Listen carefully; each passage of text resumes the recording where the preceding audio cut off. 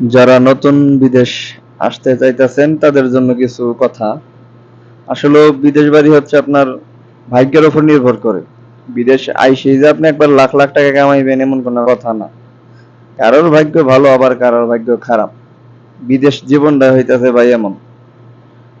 আবার এটা মনে করেন না যে বিদেশ যাই মনে করেন লাখ লাখ টাকা কামাই করা শুরু করে দিন।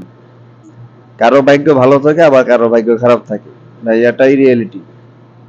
এটাই মাইনে নিয়ে নাকবো, উপায় নাই। আমারও একই অবস্থা ভাই। আমার ভাগ্য এখন হচ্ছে একটু খারাপ আছে, আল্লাহ কপালে রাখছে।